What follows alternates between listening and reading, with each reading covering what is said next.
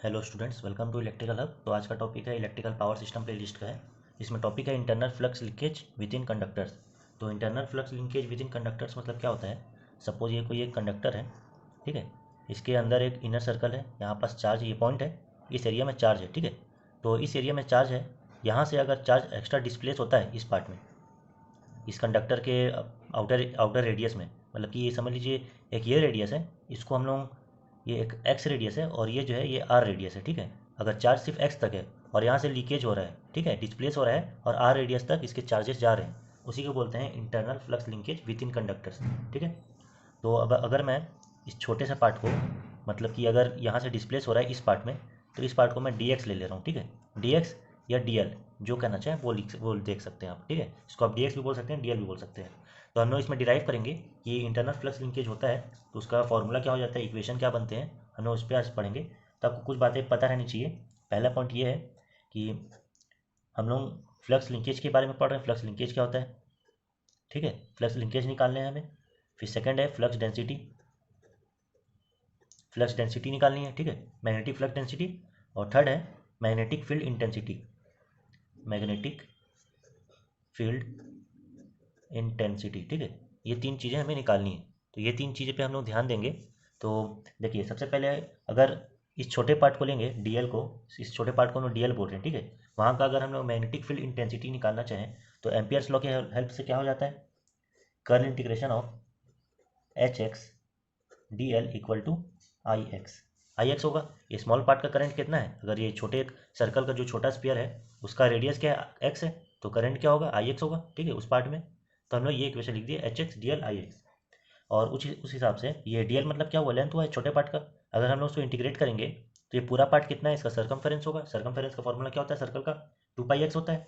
अगर to pi are होता है, अगर इसका रेडियस एक्स है तो हम लोग टू पाई एक्स लिख देंगे। तो यहाँ पास लिखेंगे एच एक्स, इसका integration H X two pi X equal to I X, ऐसा लिख देंगे, ठीक है। इसको हम लोग अगर सब्सटीट्यूट करें, एक बढ़िया से अच्छे से लिखते हैं, तो H x equal to, H X के टर्म पे ये क्या आ जाएगा, I x upon two pi X, ये आ गया। इसे हम लोग इक्वेशन वन दे देंगे, ठीक है। इसको हमने इक्वेशन वन दे दिए। अब हम लोग को एक बात जानना है, that this radius is x, so the current will be I x, and the radius of the bigger circle और bigger sphere is r, so the current will be I r, alright. And हम लोग को एक और चीज़ पता रहना चाहिए कि देखिए, हम लोग को करंट का फॉर्मूला क्या रहेगा, कोई भी अगर छोटा सर्कल है बड़ा सर्कल है, इस करंट पूरे एरिया में फैल रहा है, ठीक है, पूरे एरिया में जा रहा है, तो करंट इक्वल टू उसका एरिया होगा कोई भी सर्कल का। इसका मतलब I equal to two pi are square, ठीक है, ये होगा। अब चाहे हम लोग आर स्क्वायर लें या एक्स स्क्वायर लें, ठीक है। तो इसको ध्यान देना है, मैं यहाँ पास एग्जांपल के लिए बताया हूँ। यहाँ पास हम लोग क्या लिखेंगे, स्टेटमेंट लिखना है, I x is the smaller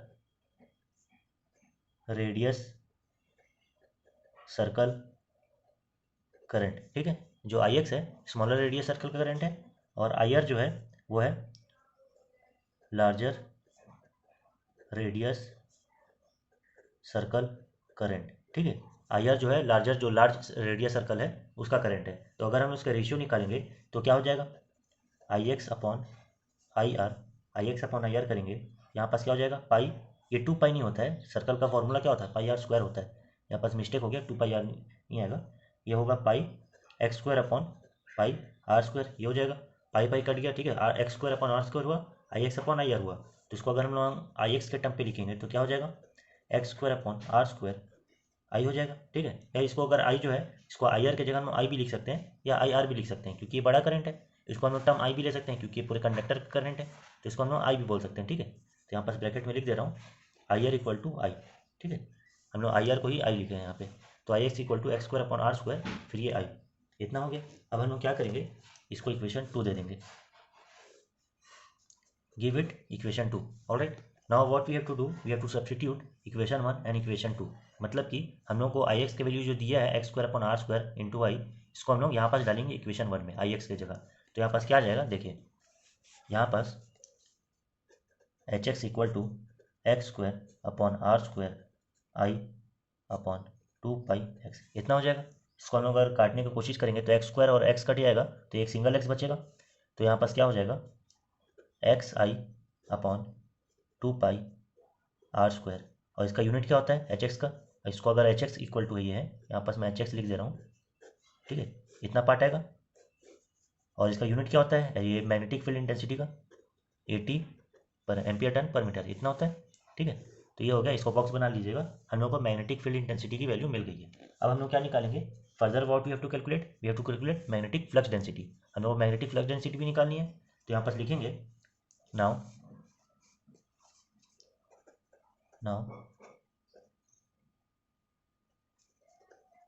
B x will be, B X मतलब मैग्नेटिक फ्लक्स डेंसिटी। ठीक है, ठीक है, तो हम लोग अगर बी एक्स निकालेंगे तो बी एक्स का फॉर्मूला क्या होता है, म्यू एच एक्स होता है, म्यू एच एक्स। और म्यू का वैल्यू क्या होता है आपको पता होगा, म्यू हम लोग म्यू जीरो और म्यू आर दोनों को बोलते हैं। ठीक है, म्यू जीरो म्यू आर का जो प्रोडक्ट होता है उसको हम म्यू लिख करके चल रहे हैं, तो ये हो गया म्यू एच एक्स। और हम लोग एच एक्स की वैल्यू क्या निकालें, X I upon 2 pi are square, तो यहाँ पर हम लोग सब्सटीट्यूट कर देते हैं, तो हम लोग को बी एक्स मिल जाएगा। तो so B x will be, value of B x will be mu x I upon 2 pi are square weber per metre square. ये आ गया हम लोग का क्या, मैग्नेटिक फ्लक्स डेंसिटी। हमें क्या क्या मिल गई, मैग्नेटिक फील्ड इंटेंसिटी की भी वैल्यू पता चल गई और मैग्नेटिक फ्लक्स डेंसिटी की भी वैल्यू हमें पता चल गई है। अब हम लोग निकालेंगे आगे कि फ्लक्स लिंकेज के बारे में हम लोग डिराइव करेंगे कि क्या इक्वेशन आता है, और उस पर हम लोग ध्यान देंगे। तो चलिए आगे बनाते हैं। तो अब हम लोग फ्लक्स लिंकेज के बारे में देखते हैं। फ्लक्स लिंकेज को देखने के लिए हम लोग को पहले स्मॉल पार्ट का देखना पड़ेगा, स्मॉल पार्ट में कितना फ्लक्स लिंकेज है, उसके बाद फिर हम लोग लार्ज पार्ट में जाएंगे। तो हम लोग को स्मॉल पार्ट के लिए क्या लिखेंगे, इफ़ वी वांट फ्लक्स पर मीटर लेंथ, पर मीटर लेंथ का अगर हम लोग को फ्लक्स निकालना है तो उसको हम लोग डी फाई बोलेंगे, डी फाई से रिप्रेजेंट करेंगे। डी फाई मतलब स्मॉल पार्ट, डेरिवेटिव पार्ट को ही स्मॉल पार्ट भी बोलते हैं, तो डी फाई ले लिए। डी फाई इसका फॉर्मूला हो जाएगा mu I x upon 2 pi are square into D X, ये हो जाएगा। और इसका फॉर्मूला क्या होगा, V B per metre. Flux linkage का ये हो जाएगा mu I x upon 2 pi are square. इसी को क्या बोलते हैं, देखिए इसमें क्या क्या हो रहा है, एक डिस्प्लेसमेंट है और ये क्या है, बी एक्स है। बी एक्स मतलब कि हम लोग जो निकाले थे यहाँ पर, देखिए ये जो है बी एक्स की value mu x I upon 2 pi are square, इसी को हम लोग यहाँ पर लिए हैं। जब हम लोग फ्लक्स लिंकेज निकालेंगे तो इस पार्ट को डी एक्स से मल्टीप्लाई किए हैं, तो हम लोग का डी फाई आ जाएगा, मतलब कि स्मॉलर पार्ट का जो फ्लक्स है वो मिल जाएगा हम लोग को।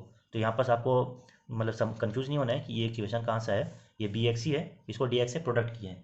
तो इसको हम लोग अगर, और यहाँ पर एक्स क्या है, जीरो से आर तक जाएगा। ये एक्स की वैल्यू क्या है, ये जो डिस्प्लेसमेंट को एक्स बोले गया है ना, डी एक्स, डी एक्स मतलब स्मॉल पार्ट, ये देखिए छोटा पार्ट।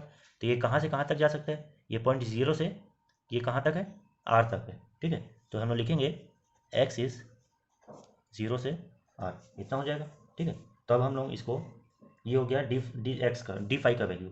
और हम लोग अगर डी साई निकालेंगे तो डी साई का वैल्यू क्या हो जाता है, देखिए pi x square upon pi are square into d phi, ये हो जाता है। ये क्या हुआ, pi x square upon pi are square, ये करंट का हो गया। ठीक है, करंट को हम लोग डी फाई से मल्टीप्लाई किया, मतलब कि फ्लक्स लिंकेज पर लेंथ से हमने उसको मल्टीप्लाई किए हैं, तो हम लोग देखेंगे डी फाई का वैल्यू क्या आता है। तो देखिए यहाँ पास अगर हम लोग डी फाई निकालना चाहें, ये क्या हो जाएगा, एक्स स्क्वायर, ये पाई पाई तो कैंसिल हो गया, तो X square upon are square, और डी फाई की वैल्यू क्या है, ये है mu I x upon 2 pi are square into D X है। तो यहाँ पास लिखेंगे mu I x upon 2 pi are square D X, ये लिख देंगे। ठीक है, इसको हम लोग सिंप्लीफाई करते हैं, फर्दर सिंप्लीफाई करते हैं और देखते हैं क्या आता है। देखिए ये आर स्क्वायर आर पावर 4 हो गया। ठीक है, और म्यू आई एक्स क्यूब हो गया ये, तो यहाँ पास क्या लिखेंगे, mu I X cube D X upon 2 pi are square weber per, W B T आएगा, ये टी भी है पर मीटर। ठीक है, इतना आ जाएगा W B T per metre, ये टर्न्स भी है, इतना आ गया। तो now above is for small part, ये तो स्मॉल पार्ट के लिए छोटा, ये मतलब डेरिवेटिव पार्ट्स के लिए डी साई है, मतलब कि स्मॉल पार्ट है। तो हम लोग को क्या निकालना है, बड़ा पार्ट निकालना है। तो हम लोग क्या करेंगे, इसका इंटीग्रेट कर देंगे।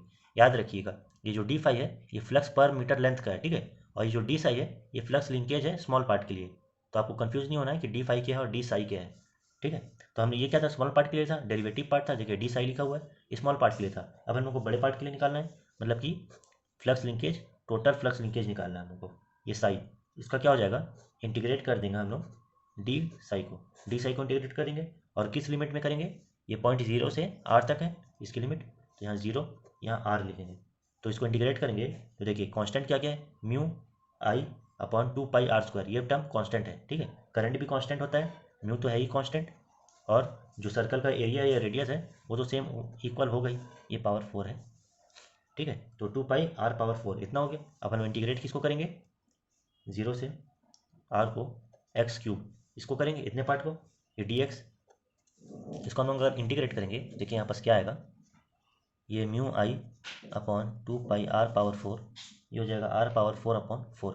इसको इंटीग्रेट करेंगे क्या हो जाएगा, x⁴/4 होगा, है ना। अब लिमिट डालेंगे, ये क्या हो जाएगा r⁴/4, और 0 की लिमिट डालेंगे तो कोई फर्क पड़ेगा नहीं। तो इतना आ गया। अब देखिए क्या क्या कट रहा है, r⁴ और ये r⁴ कैंसिल हो जाएगा। तो बचा क्या, μi/2π4 मतलब कि 8π, है ना। तो यहाँ पर लिखेंगे साई इंटीग्रेट, मतलब इंटीग्रेटेड है साई, उसके वैल्यू है μi/8π, μi/8π WBT/मीटर, ठीक है। इसका यूनिट है WBT/मीटर। ये आ गया हमारा इंटीग्रेटेड पार्ट का वैल्यू, ठीक है। और हम लोग को एक बात पता है, हम लोग यहाँ पास बताए थे कि म्यू इक्वल टू μ0 μr है। तो यहाँ पास अगर हम म्यू की वैल्यू को सब्स्टिट्यूट करेंगे तो यहाँ पास क्या आ जाएगा, यहाँ पास लिखेंगे mu equal to μ0 μr। So psi integrate, इसकी वैल्यू क्या आ जाएगी साई इंटीग्रेटेड पार्ट की, यहाँ पास μ0 μr I/8π ये लिखेंगे, ठीक है। अगर हम लोग इसको, इसकी वैल्यू क्या होती है, ये μ0 μr की वैल्यू अगर हम लिखना चाहें तो क्या होती है, 4π 10⁻⁻7 μr, ये μ0 की वैल्यू, ठीक है। 4π 10⁻⁻7 और यहाँ I/8π ये लिखेंगे। 4π/8π कट जाएगा तो क्या बचा, 1/2 बचा। तो यहाँ पास क्या लिखेंगे, 1/2 × 10⁻⁻7, 1/2 × 10⁻⁻7 μr/I ये बचा हम लोग को। अगर हम लोग इसको सब्स्टिट्यूट करते हैं, μ0 μr है, इसको प्रॉपर सब्स्टिट्यूट करेंगे तो हम लोग को साई इंटीग्रेट की वैल्यू ये मिलेगी, ठीक है। और μr जो है, जब हम लोग magnetic material, non magnetic material रहता है तो क्या आता है, रिलेटिव परमिबिलिटी। μr को क्या बोलते हैं, रिलेटिव परमिबिलिटी बोलते हैं, और उसकी वैल्यू क्या हो जाती है, 1 हो जाती है, ठीक है। अगर नॉन मैग्नेटिक मटेरियल है तो ये μr की वैल्यू 1 हो जाएगी, और हट करके सिर्फ 1/2 × 10⁻⁷ × I हो जाएगा, ठीक है। यहाँ पास यूनिट लिखना ना भूले, WBT/मीटर ये इसकी यूनिट है, ठीक है। ये वाई इंटीग्रेटेड पार्ट की है। तो होप सो आपको ये पूरा डेरिवेशन समझ में आ गया हो। बहुत इंपॉर्टेंट डेरिवेशन है, इसको पढ़कर जरूर जाइएगा। Thank you.